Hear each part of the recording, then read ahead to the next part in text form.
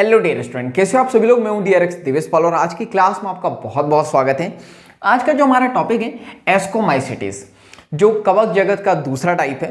पहला टाइप हम लोग पढ़ चुके हैं, कवक की संरचना के बारे में हम लोग बात कर चुके हैं कि कवक कैसे होता है, एसेप्टिक क्या होता है, सेप्टिक क्या होता है, हाइपा क्या होता है, और भी बहुत सारी बातें हम लोग कर चुके हैं। तो अगर आप नए हो तो पहले जाके आप क्लास अटेंड कर लो पहले की, और अगर आप पुराने हो कंटिन्यू क्लास अटेंड कर रहे हो तो आपको पता होगा। आज हम लोग देखने वाले हैं एस्कोमाइसिटीज। तो चलिए स्टार्ट करते हैं। एस्कोमाइसिटीज की बात करते हैं तो सबसे पहले हम लोग ये देखते हैं कि ये कहाँ कहाँ देखने को मिलेंगे और होता क्या है, कैसे होता है। तो ये आपको ये याद रखना है कि जो एस्कोमाइसिटीज है वो एक थैली फंजाई है, थैली फंजाई है, यानी कि सैक फंगी है। देखो थैली का मतलब समझ में आता है, एक झोला, एक थैली होंगी और उसके अंदर कुछ जो है फंगस होंगे, तो उसको थैली फंजाई हम लोग कह देंगे। इसके बाद हम लोग यहाँ पे बात करते हैं तो ये जो है विरले देखने को मिलते हैं। विरले का मतलब क्या होता है? विरले का मतलब होता है रेयरली। रेयरली का मतलब क्या होता है? बहुत कम चांसेस इनके मिलने के, बहुत रेयर केस में ये देखने को मिलते हैं। ठीक है, तो बाई चांस ये देखने को मिलते हैं बहुत कम, तो ये याद रखना है। तो ये जो है, सॉरी मतलब इसकी बात नहीं कर रहा हूं, मतलब रेयरली ये जो है पूरा पढ़ो। ये रेयरली जो है एक कोष के हमको देखने को मिलते हैं, ये रेयरली होते हैं और एक कोष की ये होते हैं। ठीक है, एक कोशिका का मतलब क्या है कि एक ही कोशिका के द्वारा जो है पूरा जीवन यापन करेंगे। तो ये विरले होते हैं, यानी रेयरली होते हैं और एक कोष के होते हैं। और एग्जाम्पल क्या है? एग्जाम्पल है मतलब एक कोष की यीस्ट कौन, ये सॉरी एक कोष की एस्कोमाइसिटीज कौन सा? यीस्ट, जिसको हम लोग और क्या कहते हैं? इसी को हम लोग लिखते हैं सैकेरोमाइसिस। तो सैक्रोमाइसिस किसका नाम है? यीस्ट का ही नाम क्या है? सैक्रोमाइसिस, जो क्या है एक कोष की है, जो रेयरली देखने को मिलते हैं। इसके बाद हम लोग यहां पे बात करते हैं इसके अलावा। तो इसके अलावा जो है हमको ये बहुकोष की भी देखने को मिलेगा।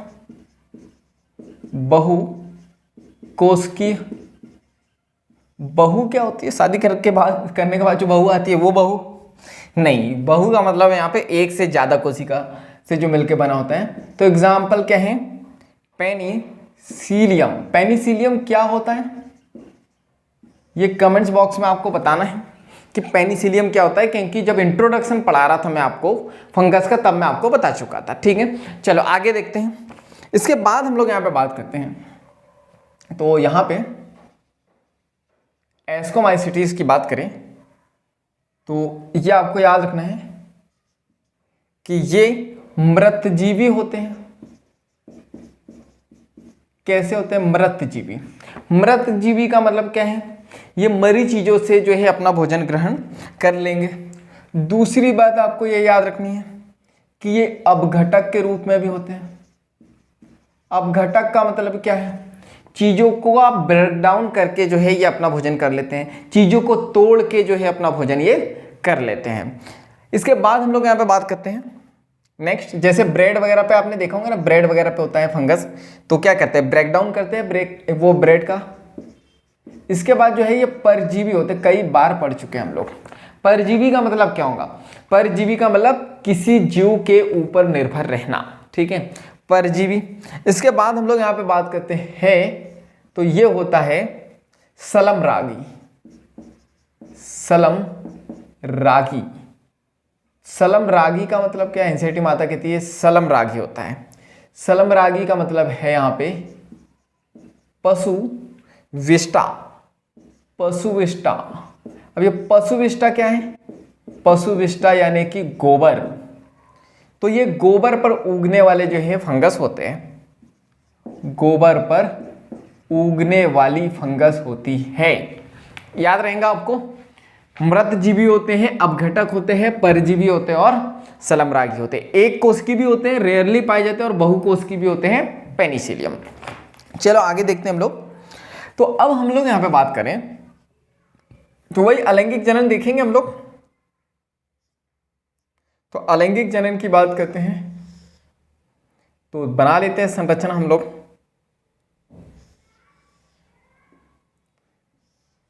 ये बना ली हम लोगों ने संरचना। मैंने बताया था ना कैसे होते हैं, ये धागे नुमा होते हैं। इसलिए बोलता हूं हर दिन क्लास अटेंड किया करो। हर दिन क्लास अटेंड करोगे तो आपको सारी बातें पता रहेंगी। अगर आपने पहले की क्लास अटेंड की है तो आपको पता होगा कि कवक कैसे होते हैं, धागे नुमा होते हैं। इसके बाद आपको ये याद रखना है, कैसे बताया था मैंने, सेप्टेड होंगे और असेप्टेड होंगे। तो क्या समझ में आया कि यहां पे ये जो एस्कोमाइसिटीज है ये सेप्टेड होंगे या असेप्टेड होंगे, यानी पटी होंगे या अपटी होंगे, हिंदी में कहेंगे इसको हम लोग। ठीक है, तो ये याद रखना कैसे है, ये पटी है। पटी का मतलब क्या है, तो ये याद रखना, ये जो है सेप्टेड होते हैं। सेप्टेड का मतलब पटी। देखो अलग अलग इसमें ये डिवाइडेड है। इसके बाद हम लोग यहाँ पे बात करते हैं। सो इसको मैं लिखता हूँ यहाँ पे, ये सेप्टेड है। इसके बाद 1 मिनट, ये याद रखना कि ये जो है सेप्टेड होते हैं, याद रखना। इसके बाद हम लोग यहाँ पे बात करें तो यहाँ पे जो है इनकी बॉडी में इस टाइप से स्पोर्स होते हैं, जिसको बीजाणु कहते हैं हम लोग। आपको पता है ना अलैंगिक जनन में किसकी बात करते हैं हम लोग, बीजाणु निर्माण की, स्पोर्स के फॉर्मेशन की। तो याद रखना इन स्पोर्स को क्या कहते हैं, तो इसको हम लोग कहते हैं कोनिडिया। Very important, conidia. तो ये याद रखना ये कैसे है, असेक्सुअल स्पोर्स होते हैं, यानी अलैंगिक जनन के द्वारा जो है उत्पन्न हुए वाले स्पोर्स होते हैं, यानी कि बीजाणु होते हैं। ये एक बात बताओ मुझे, शरीर के अंदर बने हैं या शरीर के बाहर बने हैं? ये शरीर है, इसके क्या बने हैं, बाहर। तो आपको ये याद रखना है कि यहाँ पे ये 1 मिनट। इसके बाद ये जो कोनिडिया है ये कैसे देखने को मिलेंगे, तो ये देखने को मिलेंगे हम लोगों को बहिर्जात उत्पन्न होते हैं, यानी एक्सोजीनियस। वेरी इंपॉर्टेंट, याद रखना है कि यहाँ पे ये शरीर के बाहर उत्पन्न होने वाले होते हैं। ये शरीर है, शरीर के कहाँ हुए हैं, ये बाहर उत्पन्न हुए हैं। इसके बाद हम लोग यहाँ पे बात करते हैं तो यहाँ पे एक विशिष्ट, यहाँ पे विशिष्ट जो है कवक जाल देखने को मिलेगा। विशिष्ट कवक जाल देखने को मिलेगा जो कैसा होता है, ये होता है शाखित। क्लियर, कैसे होता है, शाखित होता है, यानी ब्रांच होती है, अलग अलग डिवाइडेड होता है, ये बटा रहता है। इसके बाद हम लोग यहाँ पे बात करते हैं तो ये विशिष्ट कवक जाल को हम लोग क्या कहते हैं, तो ये याद रखना है, इसको हम लोग कहते हैं कोनिडिया, कोनिडियाधर, सॉरी कोनिडियम, कोनिडियम धर। अब ये कोनिडियम धर का मतलब क्या है, इसका मतलब है कोनिडियो स्पोर। वेरी वेरी इंपॉर्टेंट, ठीक है, कि यहाँ पे विशिष्ट कवक जाल होते हैं, वो शाखित होते हैं और क्या कहते हैं इसको हम लोग, कोनिडियो स्पोर। अब हम लोग यहाँ पे बात करते हैं ये कवक जाल को इंग्लिश में क्या कहते हैं, अभी देखते हैं। ये कोनिडिया है, ये याद रखना ये अंकुरित होंगे। ठीक है, तो इसको हो गया पोलियो, तो पहले मैं इसको लिख देता हूं, ये अंकुरित होंगे, कौन, कोनिडिया।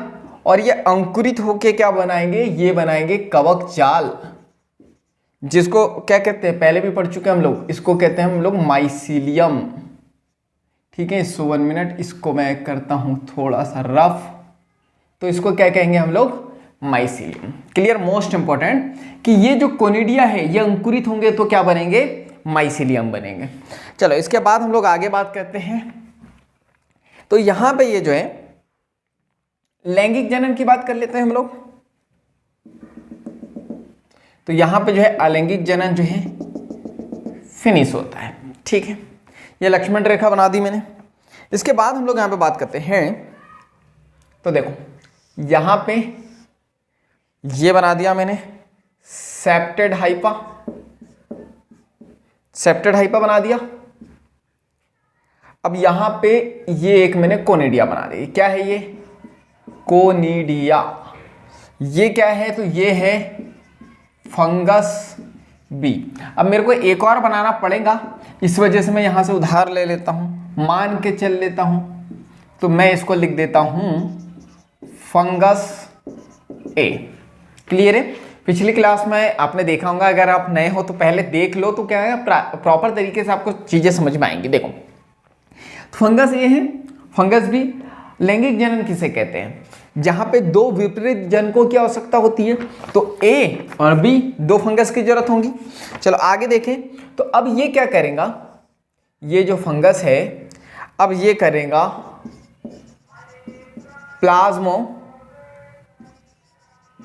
प्लाज्मोगेमी। मुझे पता नहीं, समझ में नहीं आता, मैं जब भी क्लास लेता हूँ ना ये लोग आ जाते हैं, फटे पुरानी चद्दर लो, चद्दर लो, तो ये चलता रहता है। चलो तो क्लास पर फोकस करते हैं हम लोग। तो याद रखना प्लाज्मोगेमी करेंगे। पिछली क्लास में अगर आप आए होंगे, आपने अटेंड की होंगी, तो आपको पता होगा प्लाज्मोगेमी क्या होती है। प्लाज्मोगेमी का मतलब होता है फ्यूजन ऑफ प्रोटोप्लाज्म। जो प्रोटोप्लाज्म है यानी कोशिका द्रव्य का आपस में मिलना, युग्मन। क्लियर है? तो प्लाज्मोगेमी होंगी तो यहां क्या होगा, ये सेप्टेड हाइपा, ठीक है, ये सेप्टेड हाइपा। और याद रखना यहां पे कुछ एक स्ट्रक्चर बन जाता है, तो मोस्ट इंपॉर्टेंट याद रखना है, ये जाइगोमाइसीटीज में जैसा हुआ था ना वैसा नहीं होगा, कुछ अलग होगा। तो यहाँ पे एक स्पेशल जो है स्ट्रक्चर बनता है जिसको यहाँ पे बोला जाता है एस्कस। वेरी इंपॉर्टेंट, क्या कहते हैं? एस्कस बन जाता है यहाँ पे। तो इस अवस्था को हम लोग क्या कहते हैं? तो यहाँ पे इस अवस्था को हम लोग कहते हैं मध्यवर्ती द्विकेंद्र अवस्था। ठीक है, यानी इसका मतलब क्या होगा? इसका मतलब इसको कहते हैं हम लोग डाई कैरियन फेस। देखो मैंने यहाँ पे कैरियो का मतलब बताया था, कैरियो का मतलब होता है केंद्रक। तो n+n कितने केंद्रक मिले? दो, एक केंद्रक ये और एक केंद्रक ये, तो डाई कैरियन फेस हो गया, ये याद रखना। और इस ये याद रखना एक स्ट्रक्चर के अंदर रहते हैं ये दोनों केंद्रक, इसको क्या कहते हैं हम लोग? एस्कस। क्लियर है? चलो इसके बाद हम लोग यहां पे बात करते हैं, तो एस्कस हो गया। इसके बाद हम लोग यहां पे बात करें तो याद रखना यहां पे अब प्रोसेस स्टार्ट होंगी। सो 1 मिनट, यहां पे ये कैसे उत्पन्न होंगे? तो ये होते हैं अंतरजातीय यानी एक्सोजीनियस जो है उत्पन्न होंगे। अच्छा, होंगे या नहीं होंगे? देखो यहां पे देखो, जो केंद्रक है वो कहां बने हैं? एस्कस के अंदर बने हैं, तो ये इसको क्या कहेंगे? अंतरजातीय। ठीक है, अब कौन सा फेस होगा लैंगिक जनन में? अब यहां पे होंगी प्रोसेस कैरियोगेमी। ठीक है, कैरियोगेमी होंगी। इसको मैं करता हूं, थोड़ा सा घुमा देता हूं, मैं टर्न कर देता हूं, रास्ता बंद हो गया आगे। तो कैरियोगेमी होंगी तो दोनों केंद्रक आपस में मिले। ठीक है, तो दोनों केंद्रक आपस में मिलेंगे, तो ये बना दूंगा मैं सेप्टेड हाइपा। ये सेप्टेड हाइपा बना दिया। ये बन गया क्या हमारा? एस्कस। एस्कस में क्या होगा? कैरियोगेमी में क्या होता है? फ्यूजन ऑफ न्यूक्लियस, दो न्यूक्लियस आपस में मिलेंगे। कैसे हो जाएंगे? 2n। देखो n थे अलग अलग, यहां पे मिल गए। कितने n बन गए? 2n। इसके बाद हम लोग यहां पे बात करते हैं, तो अब क्या होगा यहां पे? तो याद रखना अब यहां पे होंगी मियोसिस। मियोसिस का मतलब क्या है? मियोसिस का मतलब होता है अर्धसूत्री विभाजन, जिसमें गुणसूत्रों की संख्या क्या हो जाएंगी? आदि। और अर्धसूत्री विभाजन के अंत में कितनी कोशिका बनती है? 4 कोशिका। चलो तो हम लोग यहां पे बात करते हैं, जैसे ही यहां पे मियोसिस होगा तो ये याद रखना है कितनी कोशिका बनेगी? 1 2 3 4। ठीक है, और ये सारे के सारे कैसे होंगे? ये होंगे n। कैसे होंगे? हैप्लॉइड। याद रखना अर्धसूत्रीय विभाजन जब भी होता है तो कोशिका कैसी बनती है? अगुणित। ये बन गई। इसके बाद हम लोग बात करते हैं, अब यहां पे होंगी माइटोसिस। अब माइटोसिस का मतलब क्या है? माइटोसिस का मतलब है समसूत्रीय विभाजन। तो देखो यहां पे कुछ ऐसी संरचना बनेंगी, तो ये बना दिया मैंने ये संरचना। एक झोला बना दिया। अब ये झोले में जो है कुछ जमा होगा, तो इस झोले की बात करते हैं तो यहां पे कुछ इस टाइप से संरचना बन जाएंगी, झक झक झक झक झक, ढक ढक ढक ढक ढक, और ये संरचना बन गई, ठक ठक ठक ठक ठक, बन गई संरचना। तो ये जो संरचना है आपको याद रखना है, इसको क्या कहते हैं, इसको कहते हैं यहां पे फलनकाय। क्या कहते हैं, फलनकाय। जिसमें बन रहा है इसको क्या कहते हैं, इस झोले को हम लोग लिखते हैं यहां पे एस्कोकार्प।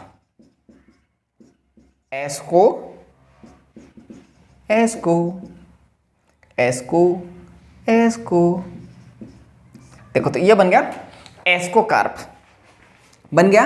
एनसीईआरटी माता कहती है कि जो फलनकाय है जिसे हम लोग एस्कोकार्प कहते हैं, कि ये फलनकाय कोई क्या कहते हैं, एस्कोकार्प कहते हैं, तो इंपॉर्टेंट है, याद रखना, ठीक है। क्या बन गया, एस्कोकार्प बन गया। एस्कोकार्प के अंदर क्या है, फलनकाय है। अब हम लोग यहाँ पे बात करते हैं, ये फलनकाय ग्रो करेंगे और यहाँ पे हम लोग बात करते हैं ये रैप्चर हो जाएंगे और ये हवा के द्वारा क्या जाएंगे, यहाँ पे बाहर आ जाएंगे। तो ये जो है बाहर आ गए, तो ये बाहर आ गए, तो इसको हम लोग कहेंगे एस्कोस्पोर्स। तो ये याद रखना, ये होंगे अगुणित। क्लियर है यहां तक के, क्योंकि देखो अगुणित बने थे, उसके बाद क्या हुआ, समसूत्री विभाजन, समान सेल बनेगी। तो ये याद रखना, इसको क्या कहेंगे, एस्को। किसके अंदर थे, एस्कोकार्प। क्या निकल रहे हैं, बीजाणु यानी स्पोर्स, तो क्या कहेंगे, एस्कोस्पोर्स। क्लियर है यहां तक के। चलो तो ये वाला टॉपिक यहाँ पे एन बन गए, ये फिनिश हुआ, अभी नहीं हुआ, मतलब ये लैंगिक जनन खत्म हुआ। कि लैंगिक जनन में समझ में आ गया क्या क्या हुआ, एक बार रिवाइज भी करेंगे। चल तो इससे पहले एक और टॉपिक यहाँ पे हम लोग बात करते हैं, ठक ठक ठक ठक ठक ठक ठक ठक ठक, ये लक्ष्मण रेखा खींच दी मैंने। अब इसके एग्जाम्पल्स की बात कर लेते हैं। तो उदाहरण क्या क्या है, उदाहरण बहुत इंपॉर्टेंट है, ठीक है ना, यहां से क्वेश्चन आते हैं। तो देखो ये एक सुंदर सा बालक बनाते हैं, तो ये सुंदर सा बालक है, इसको मेकअप कर देते थोड़ा सा। हालांकि सुंदर सी कन्या भी बना सकते हैं हम लोग, तो लेकिन बालक बनाएंगे हम लोग, ठीक है। अच्छा क्यों बालक बनाएंगे, अभी आपको ट्रिक से समझ में आ जाएगा। मैं आपको जो है एग्जाम्पल याद करने के लिए कुछ ट्रिक बताने वाला हूँ। ये बड़ा सुंदर सा बालक है, ये मैंने इसके बना दिए पैर, टिक टिक टिक टिक टिक, ये बना दिया हाथ, झक झक झक झक झक, ये बन गए इसके हाथ, ठीक है। नाम क्या है इसका, इसका नाम रखेंगे हम लोग पिंकू। पिंकू सुंदर बालक, पिंकू ये सुंदर बालक है, ठीक है। अब क्या हुआ, इसके हाथ में है चिराग, चिराग चिराग, ये चिराग है, ये चिराग है, मान लो ये चिराग है, जादुई चिराग है, ठीक है। कैसा है, जादुई चिराग है, जादुई चिराग है। इसने जैसे ही इसको घिसा, आप समझदार हो, क्या कौन निकलेगा, यहां से निकलेंगे आका। कौन निकलेगा यहां से, यहां से निकलेंगे आका, ठीक है, आका निकले। तो इसने आका को क्या कहा, तो जैसे आका है बोले हुकुम मेरे आका, तो इन्होंने क्या बोला, अरे आका जी मुझे जो है पिकनिक जाना है, तो पिकनिक के लिए एक बैग तैयार कर दो। तो आका ने क्या किया, तो वो देख लेते हैं आका ने क्या किया। तो आका ने क्या किया, एक बैग तैयार किया। तो इनकी पीठ पे रखते हैं हम लोग बैग, ठीक है, ये बड़ा सा बैग रखते हैं, ये बैग रख दिया, साइड बैग है ऐसा टांग लिया। तो बैग में क्या क्या रखा, तो बैग में रखा इन्होंने पेनिसिलियम, पेनिसिलियम रख दिया। अब इस पिंकू ने पूछा, अरे आका ये पेनिसिलियम क्यों रख रहे हो, मुझे थोड़ा पिकनिक पे जाना है, ऐश करूंगा, डांस वांस करूंगा, थोड़ा एंजॉयमेंट के लिए तो कुछ रखो। तो पेनिसिलियम, इन्होंने बोला पेनिसिलियम सबसे पहले तो अगर तुम बीमार हो गए तो क्या करोगे, तो इन्होंने पेनिसिलियम रखा। क्यों रखा, तो ये रखा, सो 1 मिनट, इसको हो गया पोलियो, बीमारी से बचने के लिए, बीमारी से बचने के लिए। ठीक है, तो पिंकू को समझाया आका ने कि बीमारी से बचना है तुम्हें, इसलिए मैंने क्या रख दिया यहाँ पे, पेनिसिलियम रख दिया। तो बोले चलो ठीक है, पिंकू ने बोला चलो चलो ठीक है, मैं नहीं होंगी तबीयत खराब, कुछ इंजॉयमेंट के लिए रखो। तो आका जी ने यहाँ पे रख दिया यीस्ट, यीस्ट रख दिया। तो अब पिंकू जी ने बोला अरे ये यीस्ट क्यों रख रहे हो, तो आका जी ने बोला कि ये जो यीस्ट है कुछ नहीं, आप इसको ले जाना और रास्ते में इसकी दारू बना लेना, तो ये है दारू के लिए। ठीक है, यीस्ट का एक लिए होता है, ये मैं पढ़ा चुका हूँ, यीस्ट से क्या बनती है, दारू बनती है। तो यहाँ पे आका जी ने कहा कि तुम दारू बना लेना, तो पिंकू तो खुश, वाह टल्ली होंगे, डांस करेंगे मस्त। फिर पिंकू जी ने बोला ठीक है ये सब तो ठीक है आका, दारू वारू पी के टल्ली तो हो जाऊंगा मैं, लेकिन फिर भूख भी तो लगेगी, खाने का क्या जुगाड़ है। तो इन्होंने बोला खाने का जो तुम्हारा जुगाड़ है, खाने के लिए मैं जो रख रहा हूं वो जो है यहाँ पे मॉरिल एंड ट्रफल रख रहा हूं। क्या रख रहा हूं, मॉरिल एंड ट्रफल। तो इन्होंने बोला ये क्या है, तो इन्होंने बोला कि ये खाने के लिए होते हैं और इसका जो है सुस्वादु है, ये सुस्वादु भोजन है, सुस्वादु भोजन है यानी कि बहुत टेस्टी भोजन है, तुमको बहुत मजा आएगा। क्लियर है। तो इस स्टोरी के द्वारा जो है आप सारी जो है एग्जांपल याद रख सकते हो। पहले आका को देखते हैं, आका का नाम क्या है। देखो आका हम लोगों ने एक इमेजिन किया है कि आका, तो ये याद रखना है, यहाँ पे मैं छोटा ए लगा रहा हूँ, ठीक है, जिसका कोई सेंस नहीं है। आका मतलब स्टोरी बनाने के लिए मेन वर्ड क्या हमारा ए और सी, तो ए से याद रखना है, ए से होता है यहाँ पे एस्परजिलस, एस्परजिलस, और यहाँ पे ये जो सी है, सी का मतलब क्या है, सी का मतलब है क्लेविसेप, क्या है क्लेविसेप, और एन का मतलब है यहाँ पर, एन का मतलब है, अब लक्ष्मण रेखा को तोड़ना पड़ेगा मुझे, न्यूरो,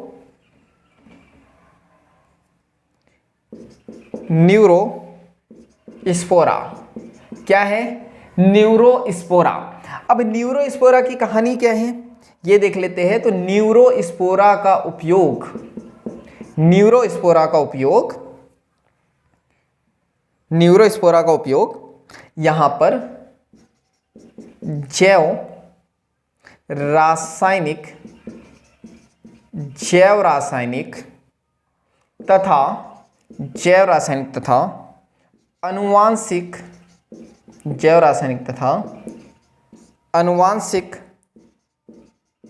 प्रयोगों के लिए किया जाता है। ठीक है, तो न्यूरोस्पोरा का उपयोग जैव रासायनिक यानी कि बायोकेमिकल और यहाँ पे जेनेटिक के जो प्रयोग होते हैं, एक्सपेरिमेंट होते हैं, उनके लिए यूज किया जाता है। इसके बाद हम लोग बात करते हैं जिसके कारण इसे जो है पादप जगत, जिसके कारण इसे पादप जगत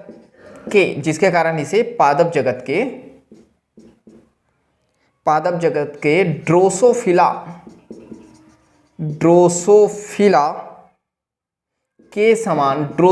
के समान ये जो है प्रसिद्ध है। तो ये याद रखना है, क्वेश्चन आते हैं कि यहाँ पे ये पादप जगत के ड्रोसोफिला के समान क्या है, प्रसिद्ध है। लंबी सांस लो, छोड़ दो, क्योंकि ये वाला जो टॉपिक है हमारा फिनिश हुआ, एस्कोमाइसिटीज। चलो रिवाइज करें, भागना नहीं है। कुछ लोग को तो जैसे बोला ना, क्योंकि स्कूल की आदत है हमारी, स्कूल में भी जैसी घंटी बजी तो हम लोग भाग जाते हैं, बैग पैक करने लग जाते हैं। अरे पढ़ना है ना, अच्छे नंबर लाने होंगे, 11th 12th में होंगे, और नीट में हो तो फिर तो भागने की जरूरत ही नहीं, कहाँ भागोगे। बहुत इंपॉर्टेंट है, क्वेश्चन आते ही आते हैं, और मैंने बोला बार बार रिवाइज करना बहुत जरूरी है। समझ में तो आ गया, समझ में आ गया, लेकिन इस डाटा को लंबे समय तक के याद भी तो रखना है ना, तो उसके लिए रिवाइज करना बहुत जरूरी है। चलो आ जाओ रिवाइज करते हैं। एस्कोमाइसिटीज, ठीक है। क्या होता है, थैली फंजाई, ये देखो थैली थैली थैली, हर जगह थैली थैली है। इसके बाद विरले जो है ये रेयरली जो है एक कोष की होते हैं, और ये जो है यीस्ट क्या है, सैक्रोमाइसिटीज, ठीक है। तो ये सैक्रोमाइसिस जो है रेयर केस में बहुत कम देखने को मिलते हैं, और वह यीस्ट। बाकी ये बहुकोष के होते हैं जैसे कि पेनिसिलियम, ठीक है। तो ये यीस्ट और पेनिसिलियम को ही उठा के मैंने यहाँ पे रखा है, एनसीईआरटी ने अलग से एग्जांपल नहीं दिया, इंट्रोडक्शन में ही दे दिया है, क्लियर है। चलो, तो ये मृतजीवी होते हैं, मरी चीजों से अपना भोजन ग्रहण करते हैं। अपघट्य होते हैं, चीजों को तोड़ के भोजन ग्रहण करते हैं। परजीवी होते हैं, दूसरे जीवों पे जो है ये डिपेंड रहते हैं। समलरागी होते हैं, पशु विष्ठा यानी गोबर पर उगने वाली फंगस को हम लोग कहते हैं, ठीक है। अलैंगिक जनन देख लेते हैं। ये असेप्टेड हाइपा है, सॉरी सेप्टेड हाइपा है, ये देखो सेपरेट है, सेपरेट हाइपा है। ये याद रखना, ये अंकुरित होंगे। ये क्या है, ये है कोनिडिया, ठीक है। कोनिडिया है एसेक्सुअल स्पोर्स है, क्योंकि अलैंगिक जनन के द्वारा बने हैं। बहिर्जात है क्योंकि इस बॉडी से क्या है, ये बाहर है। विशिष्ट कवक जाल के रूप में ये शाखित होते हैं यानी फैले रहते हैं। नाम क्या है, कोनिडियम धर यानी कि कोनिडियो स्पोर्स। मोस्ट इंपोर्टेंट याद रखना है, देखो स्पोर्स यानी बीजाणु, कोनिडिया यानी जिसके अंदर वो पैक है, क्लियर है। तो क्या कहेंगे, कोनिडियो स्पोर। अब हम लोग बात करते हैं, ये जो कोनिडिया है ये अंकुरित होके क्या बनेगा, माइसीलियम, जिसको हिंदी में कहते हैं कवक जाल, क्लियर है। अलैंगिक जनन खत्म हुआ। अब क्या देखते हैं, लैंगिक जनन। ये फंगस ए और ये फंगस बी आपस में मिलेंगे, क्या करेंगे, ये प्लाज्मोगेमी। प्लाज्मोगेमी क्या होता है, कोशिका द्रव्य, सॉरी जीव द्रव्य का आपस में मिलना, ठीक है। जिसको हम लोग ने क्या कहा था, प्रोटोप्लाज्म। प्रोटोप्लाज्म आपस में मिलेंगे, फ्यूज होंगे।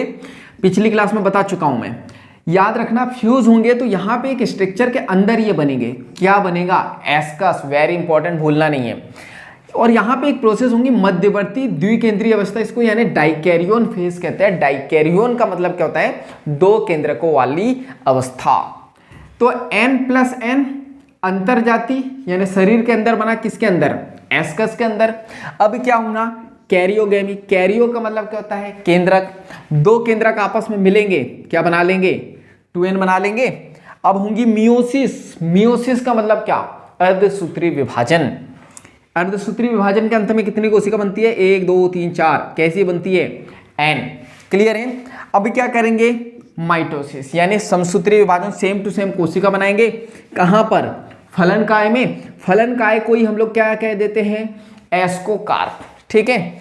अब इस एस्कोकार्प से यहां से ये स्पोर्स निकलेंगे, बीजाणु निकलेंगे, क्या कहेंगे, एस्कोस्पोर, वेरी इंपॉर्टेंट। खत्म हुआ लैंगिक जनन। एग्जाम्पल, ट्रिक क्या बताई मैंने, स्टोरी क्या बताई, स्टोरी ये बताई कि ये हमारा पिंकू है, एक सुंदर बालक है, इसके पास जो है ये जादुई चिराग था, इसने इसको जैसे ही रब किया, कौन आए, आका जी आए। आका का मतलब क्या है, ए का मतलब एस्परजिलस, सी का मतलब क्लेविसेप। आका ने क्या किया, न्यूरोस्पोरा, एन का मतलब न्यूरोस्पोरा, जिसका उपयोग जैव रासायनिक तथा आनुवांशिक प्रयोगों में किया जाता है। कारण, जिसके कारण इसको पादप जगत के ड्रोसोफिला के समान क्या है, ये प्रसिद्ध है, ये याद रखना है, पूछा जाएगा। पादप जगत के ड्रोसोफिला के समान कौन प्रसिद्ध है, तो न्यूरोस्पोरा। आका जी ने एक बैग दिया, भाई साहब जाओ आप ट्रेवलिंग करने जाओ, घूमो फिरो, ऐश करो। तो सबसे पहले तो दी पेनिसिलियम। इन्होंने बोला भाई साहब अगर आप तबीयत खराब हो जाएंगी आपकी तो क्या कर लोगे आप, तो बीमारी से बचने के लिए पेनिसिलियम ले जाओ। याद रखना ये एनसीईआरटी ने नहीं दिया, मैंने स्टोरी में जोड़ा है, लेकिन ये रियल है। पेनिसिलियम किसके लिए यूज होता है, बीमारी से बचने के लिए, एंटीबायोटिक बनाता है, पिछली क्लास में बताया था। यीस्ट किसके लिए होता है, दारू के लिए। तो पेनिसिलियम हो गया। तो आका को पिंकू ने कहा कि आका जी ठीक है, तबीयत तो जब खराब होंगी, जब होंगी, बीमार जब होंगे हम तब होंगे, वो देख लेंगे, कुछ पार्टी वार्टी का इंतजाम तो करो। तो इन्होंने दे दिया यीस्ट, बोले दारू बनाना इसकी, पीना और मस्त डांस करना। ये तो दारू पियेंगे, मतलब मैं अपन नहीं पियेंगे, ये पिंकू पिएगा। दारू पीने के बाद इन्होंने बोला कुछ भोजन की व्यवस्था। तो भोजन की व्यवस्था क्या की गई, तो मॉरिल और ट्रफल। तो पिंकू ने बोला ये क्या दे रहे हो मुझे, तो इन्होंने बोला ये खाने के लिए होता है और सुस्वादु भोजन है ना, बहुत स्वादिष्ट भोजन है, तुमको मजा आएगा। क्लियर है। तो इस तरीके से हम लोग जो है एस्कोमाइसिटीज फिनिश कर चुके हैं। क्लियर है। तो समझ में आया होगा आपको, तो जल्दी से वीडियो को लाइक कर दो और कमेंट्स करके बताओ मुझे क्लास समझ में आई या नहीं आई। क्लास समझ में आई है तो कमेंट्स बॉक्स में आपको यस टाइप कर देना है, और इस वीडियो को ज़्यादा से ज़्यादा शेयर कर देना है, क्योंकि जब हम दूसरों की हेल्प करते हैं तो ये नेचर हमारी हेल्प करता है। और इस क्लास में जब बहुत सारे लोग आएंगे, मुझे भी मज़ा आएगा पढ़ाने में, आपको भी पढ़ने में मज़ा आएगा, और मैं आपको और भी चीज़ें प्रोवाइड कर पाऊंगा। जैसे क्वेश्चंस हैं, ये तो चलो ठीक है, एमसीक्यू भी तो है, उसकी आप भी हम लोग प्लान कर रहे हैं कैसे आपको प्रोवाइड करें, तो सोच रहे हैं। इसके बाद क्या करना है, नए हो तो जल्दी से सब्सक्राइब कर देना है और बेल आइकन को दबा देना है, ताकि जब भी ऐसी वैल्यूबल क्लास आए तो सबसे पहले आपको नोटिफिकेशन मिल जाए और कोई भी क्लास आपकी मिस ना हो। क्योंकि क्लास मिस होंगी तो फिर ये देखो, ये क्या होता है, सेप्टा क्या होता है, माइसिलियम क्या होता है, ये सारी चीज़ें समझ में नहीं आएंगी। पिछली क्लास में पढ़ा चुका हूँ, तो हर दिन की क्लास अटेंड होना चाहिए आपकी। तो अगर आपने सब्सक्राइब किया है लेकिन बेल आइकन को नहीं दबाना है तो दबा दो, और जिन्होंने सब्सक्राइब भी नहीं किया है, बेल आइकन भी नहीं दबा दिया, तो सबसे पहले ये कर लो ताकि क्लास टाइम पे आपको मिल जाए। तो बाकी हम लोग मिलेंगे नेक्स्ट क्लास में, इस तरह हंसते हुए, मुस्कुराते हुए, जीवन का आनंद लेते हुए और इसी तरह मेहनत करते हुए और अपने गोल की तरफ आकर्षित होते हुए या अपने गोल को आकर्षित करते हुए। चल, तो बाकी मिलेंगे नेक्स्ट क्लास में, जब तक के लिए thank you, bye bye and go for success.